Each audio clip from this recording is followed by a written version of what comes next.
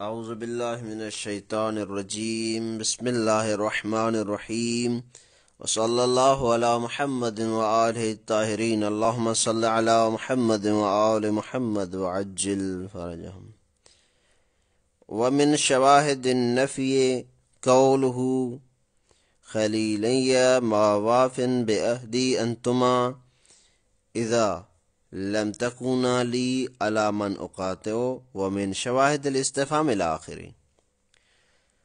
بحث ہماری ہو رہی تھی مبتدا اور خبر کے بارے میں، اور یہاں تک بحث آ کے پہنچی کہ اگر مبتدا وصف واقع ہو، یعنی ایک وصف ہے جس کو مبتدا بنایا جائے اور اس وصف کا اعتماد ہو یا تو نفی پر یا استفہام پر، ان دو چیزوں میں سے کسی ایک چیز پر اس کا اعتماد ہو، یعنی وہ مبتدا جو وصف، یعنی وہ وصف جس کو ہم مبتدا کر رہے ہیں، جس کو ہم کہہ رہے ہیں کہ یہ مبتدا ہے، وہ وصف یا تو نفی کے ساتھ ہو یا استفہام کے ساتھ ہو، اس کا اعتماد یا تو نفی پر ہو یا استفہام پر ہو، تو اس صورت میں ایسی مبتدا کو خبر نہیں چاہیے، بلکہ ایسی مبتدا کو یا تو آپ فاعل دیں گے یا ایسی مبتدا کو آپ کیا کریں گے، نائب فاعل دیں گے۔ وجہ کیا ہے؟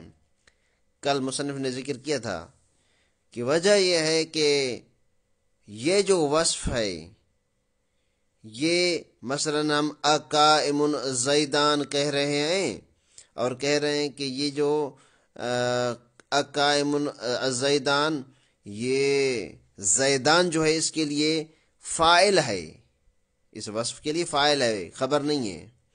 وجہ کیا بتائی؟ کہتے ہیں کہ گویا کہ یہاں پر یہ وصف جو ہے فعل کی جگہ پر ہے، تو فعل کو خبر نہیں چاہیے بلکہ اس کو فاعل یا نائب فاعل وغیرہ آپ دیں گے۔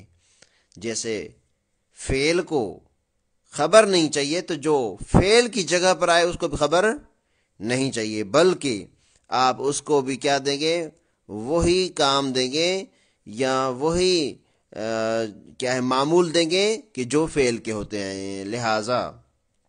لہذا یہاں پر اقائم الزیدان گویا کہ ایقوم الزیدان ہے۔ سوال ہے ایک کہ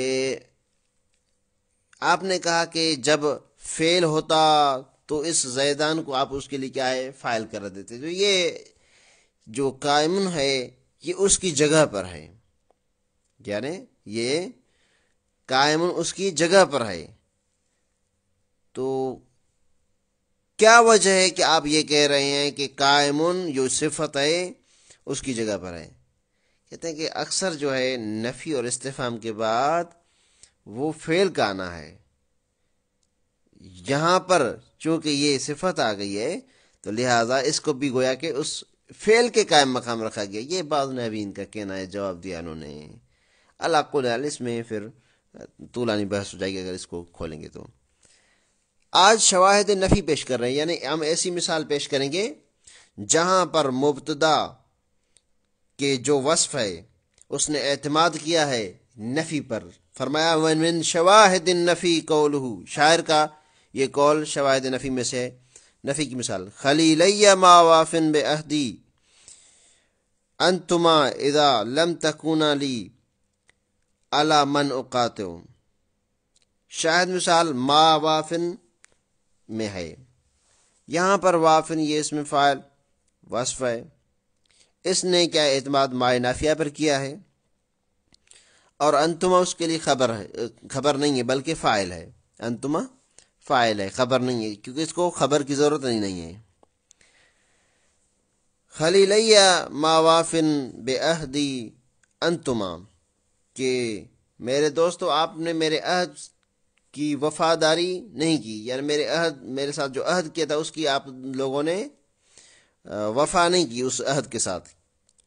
اذا لم تکن لی، جب تک آپ میرے نہیں ہو جاتے، علی من، ان لوگوں کے خلاف، علی من اقاطع، یعنی جس کے ساتھ میں قطع رحمی کرتا ہوں آپ بھی اس کے ساتھ کیا ہے، قطع رحمی اور قطع تعلق کرے، تو پھر میں سمجھوں گا آپ نے میرے عہد کے ساتھ وفا کی ہے۔ علا کل حال ہماری شاید مثال واضح ہے، ما وافن انتما یہاں پر ہے۔ ومن شواہد الاستفہام قولہ، اور استفہام کے شواہد میں سے ہے، یعنی ہم ایسی اب مثال پیش کریں گے جہاں پر وصف نے اعتماد کیا ہو استفہام پر، صحیح۔ قول یہاں پر بھی ایک شاعر کا قول ہے کہ اکاتن قوم سلمہ ام نو زعنا ان یزعنوا فعجیب عیش من قطنا عیش من قطنا۔ یہاں پر شاہد مثال اکاتن میں ہے، ہماری شاہد مثال یہاں پر ہے اکاتن۔ کاتن یہ وصف ہے، اسم فاعل وصف ہے، اس نے اعتماد کیا ہے حمزہ استفہام پر، استفہام پر۔ قوم سلمہ یہ اس کے لیے کیا ہے، یہ فاعل واقع ہوا ہے۔ یہاں پر دیکھیے اس کو خبر کی ضرورت نہیں ہے۔ اکاتن قوم سلمہ، کیا سلمہ کی قوم چلی گئی؟ یہاں پر یہ ایک شاعر جو اپنی محبوبہ جس کا نام سلمہ تھا اس کے بارے میں یہ سوال کر رہا ہے کہ اکاتن قوم سلمہ، کیا سلمہ جو اس کی محبوبہ کا نام تھا وہ اس کی قوم کیا ہے، چلی گئی ہے؟ ام نووا ذعنا، یا جانے کا انہوں نے ارادہ کیا ہے؟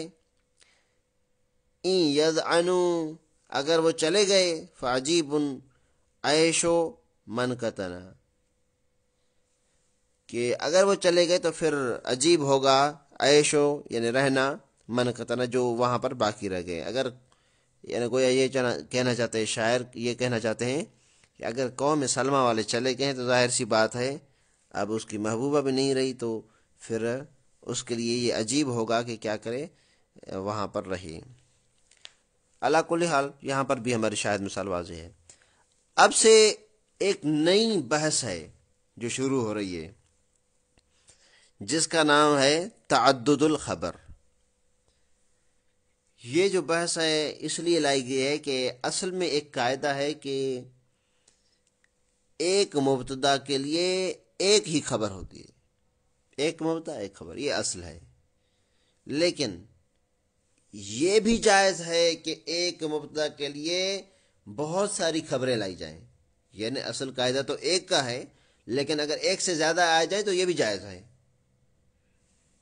اچھا، تو یہاں پر جو قاعدہ ہے اس کو بیان نہیں کیا زیادہ، اگرچہ تشریح میں تھوڑا سا بیان کیا، لیکن متن میں بس وہی تعدد خبر کی بات کی ہے کہ خبر متعدد ہو سکتی ہے، کوئی مشکل نہیں ہے، یعنی ایک مبتدا ہو اس کی دو خبریں 3 4 5 لائی جائیں، کوئی مشکل نہیں ہے اس میں، آسان اس کو پڑھ لیتے ہیں۔ وقد يتعدد الخبر، کبھی کبھار خبریں متعدد ہوتی ہیں، یعنی اخبار متعدد ہو جاتی ہیں، ایک مبتدا 2 خبریں 3 خبریں یا اس سے بھی زیادہ، جس طرح مثال دی ہے وَهُوَ الْغَفُورُ الْوَدُودُ، جس طرح یہ ہے وَهُوَ مبتدا، غفور ایک، الودود 2 خبریں ایک مبتدا۔ شین شرح میں آئے يجوز ان يخبر عن المبتدا بخبر واحد وهو الاصل، فرماتے ہیں کہ یجوز ان یخبر عن المبتدا بخبر واحد، جائز ہے کہ مبتدا کے لیے ایک ہی خبر لائی جائے، وهو الاصل، اور یہی اصل ہے، یعنی یہی قاعدہ ہے، اصل قاعدہ تو یہی ہے کہ ایک مبتدا ایک خبر، جیسے زید قائم، واضح ہے۔ او باکثر یعنی ويجوز ان يخبر عن المبتدا باکثر، کہ مبتدا ایک ہو، مبتدا واحد ہو لیکن اس کے لیے خبریں کیا ہے، زیادہ لائی جائے، جس طرح کہ قول ہی تعالیٰ، اللہ تعالیٰ کا یہ قول ہے کہ وَهُوَ الْغَفُورُ الْوَدُودُ ذُو الْعَرْشِ الْمَجِيدُ فَعَّالٌ لِمَا يُرِيدُ۔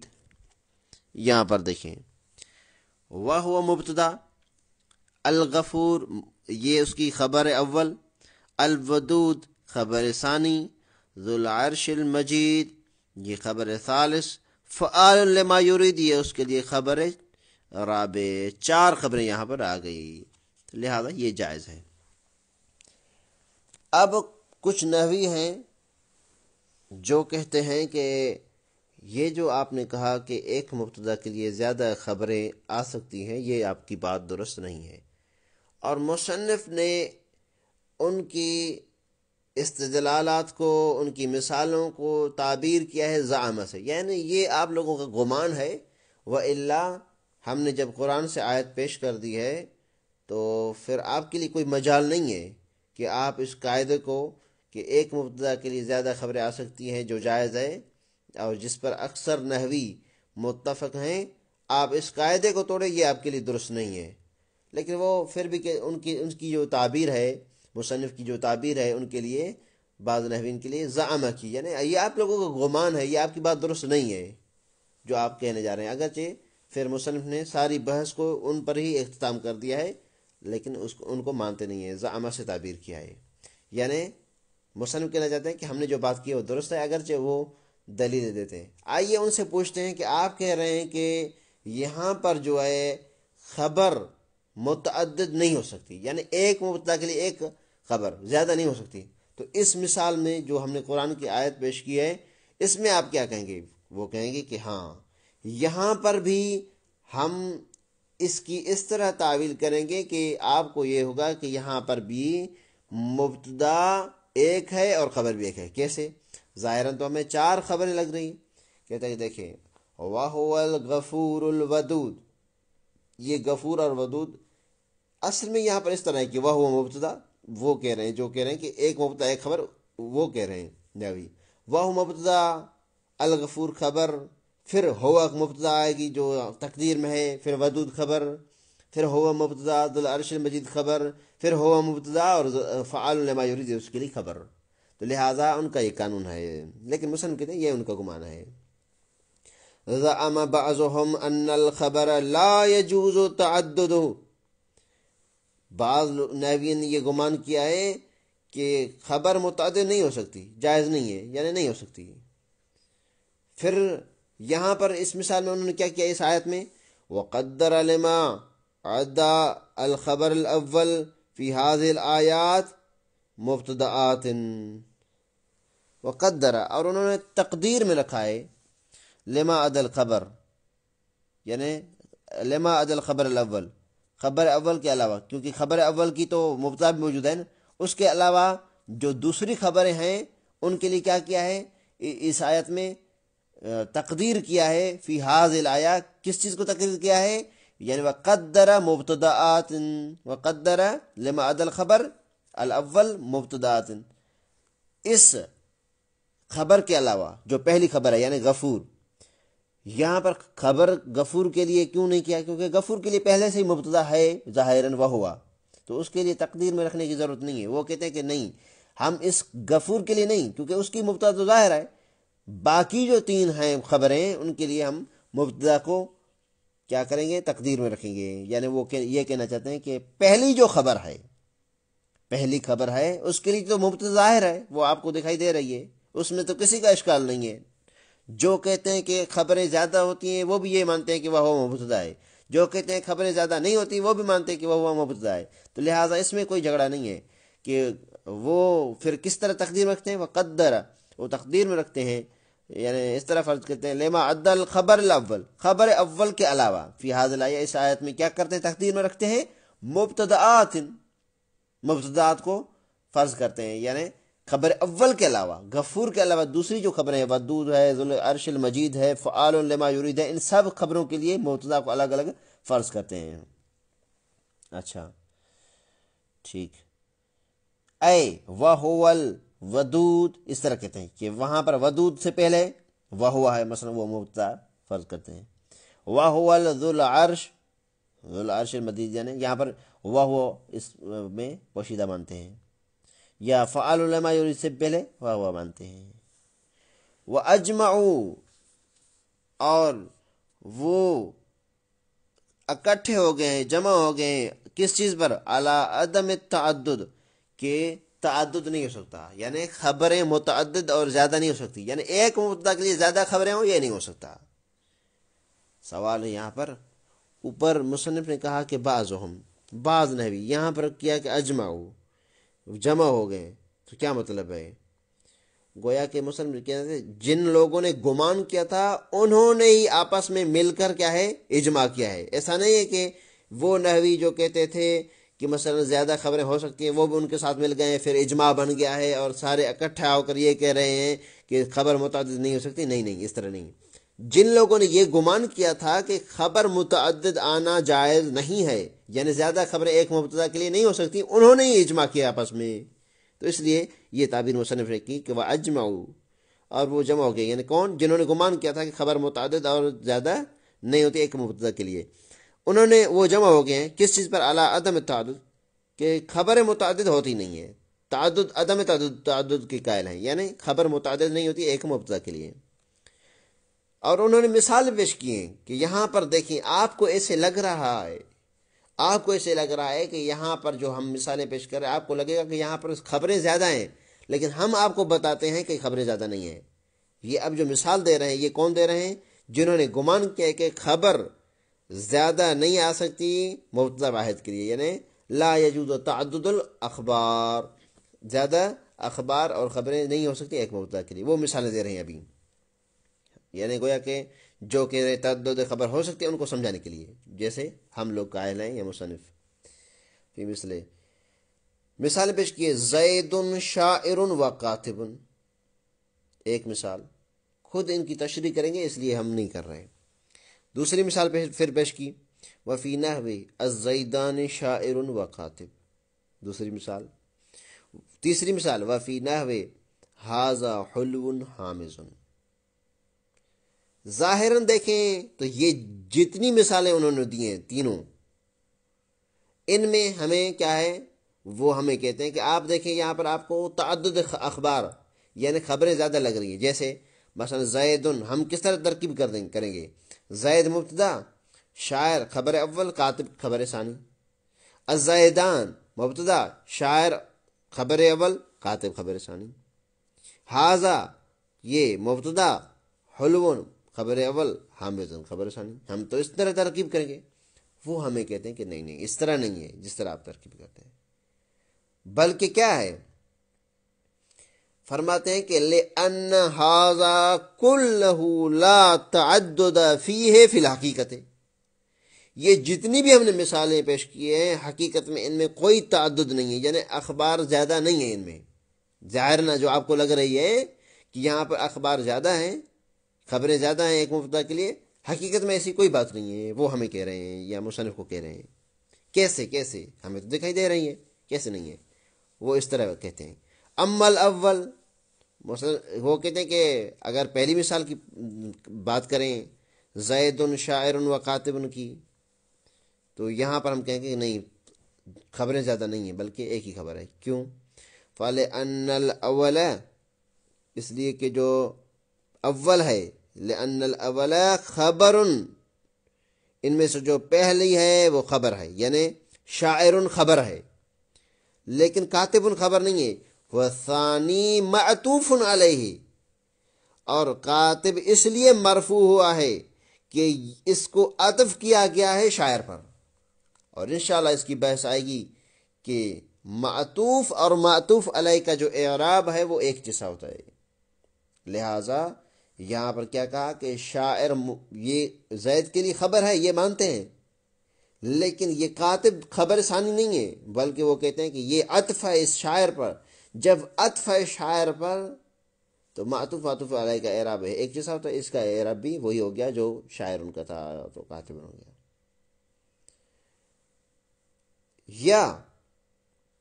یا جیسے دوسری مثال میں کہتے ہیں کہ وہ اما ثانی، دوسری مثال جو ہے، کون سی دوسری مثال؟ یہ جو الزیدان شاعر و کاتب، یہ مثال، اس مثال میں بھی آپ کو کیا ہے، دو خبریں لگ رہی ہیں. کیسے؟ شاعر خبر اول، کاتب خبر ثانی، الزیدان مبتدا ہے. فرماتے ہیں کہ نہیں، یہاں پر بھی اس طرح نہیں ہے. کیسے؟ فَلِأَنَّ كُلَّ وَاحِدٍ مِّنَ الشَّخْصَيْنِ مُخْبَرٌ عَنْهُ، اس لیے کہ اس مثال میں ان دو شخصوں میں سے ہر ایک مبتدا واقع ہوا ہے. یعنی الزیدان، یہ دو زید، ان میں سے ہر ایک زید کیا ہے، مبتدا واقع ہوا ہے. بخبر واحد، اور اس کے لیے ایک خبر لائی گئی ہے. یعنی کیا مطلب ہے؟ یعنی الزیدان شاعر و کاتب، اس کا مطلب یہ ہے کہ ایک زائد شاعر ہے، دوسرا زائد کاتب ہے.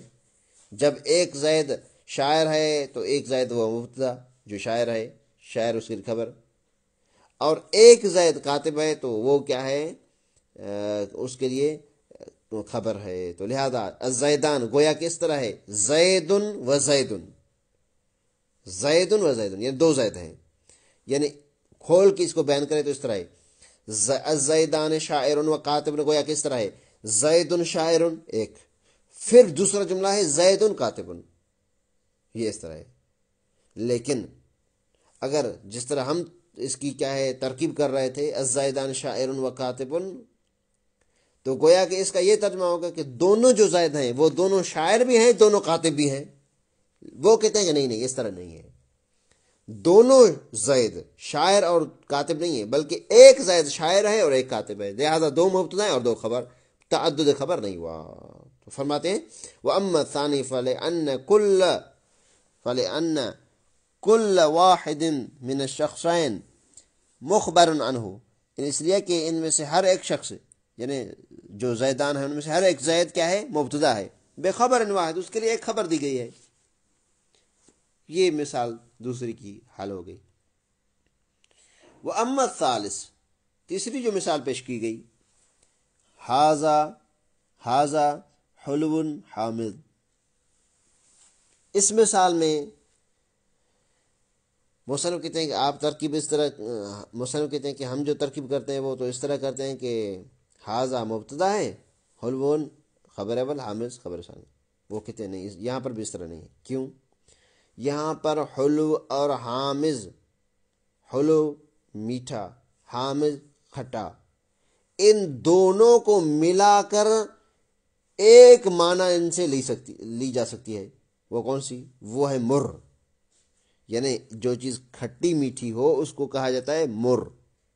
تو یہاں پر اس طرح کے فرماتے ہیں وَأَمَّا الثَّالِثِ فَلِأَنَّ الْخَبَرَيْنِ فِي مَعْنَى الْخَبَرِ الْوَاحِدِ، تیسری مثال میں جو دو خبریں ہیں وہ خبر واحد کی معنی میں، گویا کہ دو خبریں نہیں ہیں، ایک خبر ہے. کیسے؟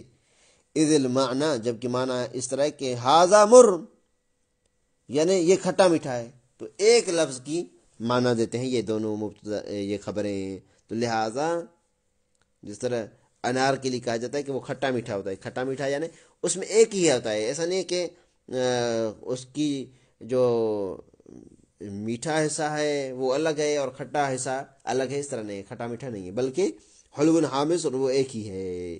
تو لہذا انہوں نے بالنتیجہ یہ کہا کہ ہمارے پاس گویا کہ اجماع ہے، جیسے مصنف نے اشارہ کیا کہ وہ اجمع علی عدم تعدد، وہ کہتے ہیں کہ نہیں، تعدد خبر نہیں ہے. جہاں پر بھی ایسی مثال آئے گی ہم اس کی کوئی نہ کوئی تعویل کریں گے، جس طرح تین مثالیں دے کر ان کی تعویل پیش کی ہے.